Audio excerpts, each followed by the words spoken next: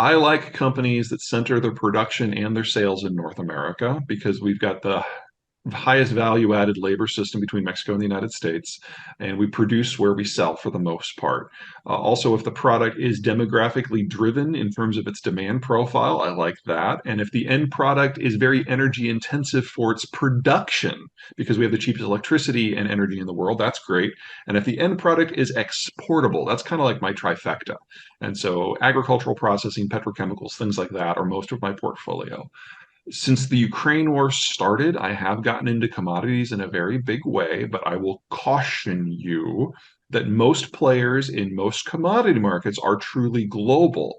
And you want to make sure you are not exposed to Ukraine or Russia or Brazil because the Russian system is fallen apart. The Ukrainian system is unlikely to come back, and Brazil is dependent upon material inputs that come from Russia.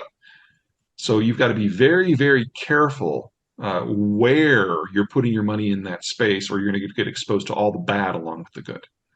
Most of the economic growth that the world, not the US, the world has experienced since 1990 is that we've brought in an empire worth of raw materials from the Russian space.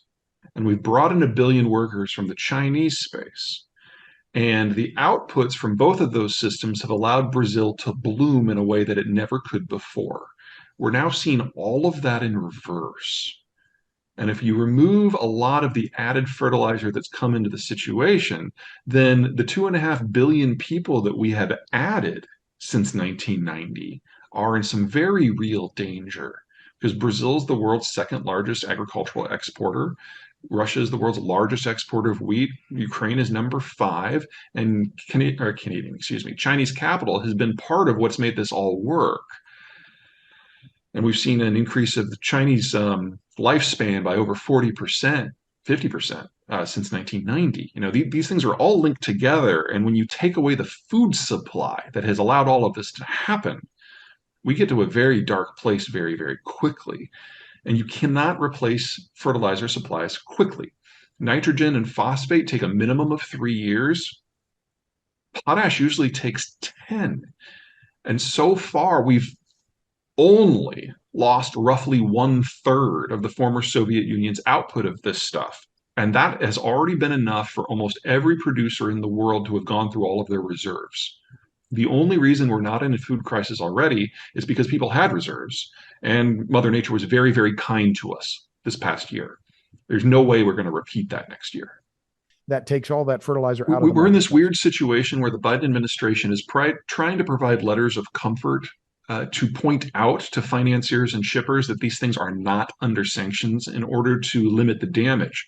But if you're a financial house and you see these sanctions getting tighter and tighter and tighter, and with every new genocide that the Russians propagate, you got to wonder whether you want to be affiliated at all.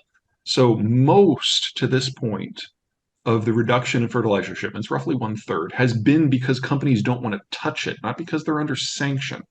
What's going to happen over the next years, we're starting to see industrial accidents in a lot of these places because most of the technology, most of the infrastructure that produces this stuff dates back to the 60s. And it's only been held together since 1990 with Western duct tape and technical work and people shoehorning parts into it. That's not happening anymore. So in the natural gas sector, we're literally seeing explosions at gas processing facilities that you can see from space. And fertilizers, in many ways, is a derivative of petrochemicals, especially for nitrogen. And because natural gas is caught up in the Russia European mix, the Europeans have stopped making it at all. So it's not all just a direct interruption of Russian and Belarusian shipments. So we're seeing pressure throughout the entire supply chain in the former Soviet and European space. And we're only at the beginning of that. To me, it If seems to me Putin were to die tomorrow, I don't think it would change the course of the war. The clique that runs the Russian system broadly sees the world from the same point of view as Putin. And so you might get a difference in style, but I don't think you get any difference in the real approach to the conflict, and I don't think the war would end. The question to ask is whether or not Russia is going to win or lose this, and we don't know yet. We will know in May and June because right. we're at a bit of an operational pause right now because the Ukrainians are assimilating a lot of Russian gear that they've caught, that they've captured. They've captured almost twice as much gear from the Russians in the last 3 months as they started the war with, in addition to everything that's come in from NATO. So by the time they're done with that process in the beginning of May, The Ukrainian military will have 5 times the capacity of what it started the war with. That's just incredible. At the same And this time, the is due Russians are and going to this be is due in throwing a large part, half a million to a million more men into the war as well. So it's going to be a very different war. But May is when mud season is over and they can all maneuver and get at one each other in a very big way.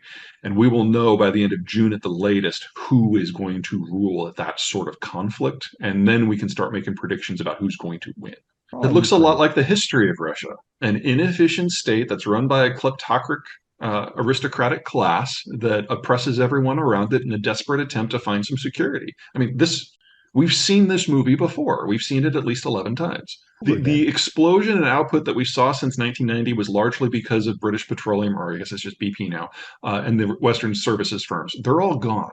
And so we know that those fields are going to decay in time, independent of what happens with the sanctions or the tariffs or insurance. I don't want to suggest that Russia is going to go to zero, but the longer this war goes on, the greater the chance that there's going to be damage to the onshore pipelines, in addition to anything that the Europeans, the Americans, and the Japanese do. So we should all consider that anything value added coming out of Russia and anything raw commodity coming out of Russia is going to drop precipitously and in many cases suddenly. But we shouldn't expect on it to see much of any of it coming back within the next several years. Because again, the last time it took 30 years to rebuild the capacity, and that's when the West was very tightly involved. We're not anymore. I'm not concerned about rare earths at all. That's a processing issue. And the ore that produces rare earth elements comes from almost every mine in the world as a byproduct. So it's just a question of building out the processing capacity. And once the Chinese started to try to blackmail the Japanese a few years ago, a lot of countries, the US included, built out some of that processing capacity. So if there ever was a shortage, we could kind of switch some gears and within a few months have a domestic supply. So I'm not concerned about that. It's like the one thing I'm not concerned about.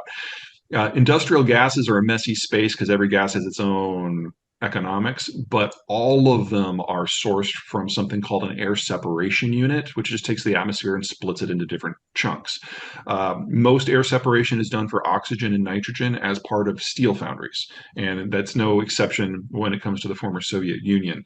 The problem is it requires a second stage of separation in order to get the trace gases like helium and neon. And that second stage is usually done at a different facility that's more advanced.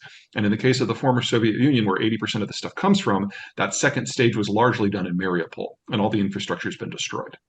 I need to pick that apart a little bit because it's yes-ish. Several companies, most notably Taiwanese ones, after the last scare we had with neon, which happened back in 2014 with the last Russia-Ukraine war, have invested a lot in recycling of the cartridges that have the neon and the helium, and they've made a degree of progress. And those recycling facilities are actually located in-house. Mm. So there are some technologies under development with this and different kinds of lasers to try to slim down the need. It's not happening fast enough, but it is happening. Intel's not reshoring. That's a fundamentally new technology that they're implementing at scale. And most of the high end fab facilities that the Biden administration is encouraging fall into that category. The key to remember with semiconductors is there's different categories of quality. The high end that goes into servers and phones and computers, that was already done here, as well as in Korea, Taiwan, and Japan. And so when we expand our footprint of this stuff, we're actually taking market share from allies. The low end, the Internet of Things, your smart light bulbs, that's all China. Flow of I information. used to. I have not had time this year. There has not been time. In the past, I was big on structure books or history books that studied overall trends. Like Silk Roads was one of my favorites because it, talked about this concept of geography and how it played across the national politics and economics of countries going back 25 centuries. I loved that. I don't have time for that kind of stuff now. The two obvious ones are Guns, Germs, and Steel by Jared Diamond, which remains the best example of how geography shapes economic development going back to the beginning of human recorded history. Great book. You're going to learn a lot about chickpeas, just be prepared. But the intersection of climate and geography and axial trade is kind of the hallmark, and that kind of sets the stage for what's possible. And if you're looking for something that's on the complete flip side, World War Z by Max Brooks, not the movie was hot trash, the book. And yes, it's about zombies. I am not a zombie fan. I am not a Romero fan, but he takes the entire human condition and changes one thing and shows how it remakes military strategy and technology and finance and agriculture and culture. And it's an amazing case study of what could happen. Well, we are looking at the end of the globalized era, and that means unwinding a lot of the benefits of the globalized era. And there's nothing about that that's cheery. But we're not looking at a systemic collapse of human civilization here. I mean, we've had a number of periods in human history where when the system broke, everything broke. I mean, Europe had a millennium long dark ages. That's not what we're looking at here. The American system is going to hold, it's going to expand, it's going to thrive, and it's going to reach out and integrate with other parts of the world that are also going to do well. And they're going to be secondary centers around the world. Think of France, think of Turkey, that are also going to do pretty well for themselves. This is not a vacation from history. This is an adjustment period. Now, it's an adjustment period that's going to last 30 years. But on the other side of this, technology is going to continue to advance. And when we get through this adjustment, it's not that we're going to pick up where we left off, but we will enter the next chapter of history. This is not the end. This is just a really, really bad shakeout.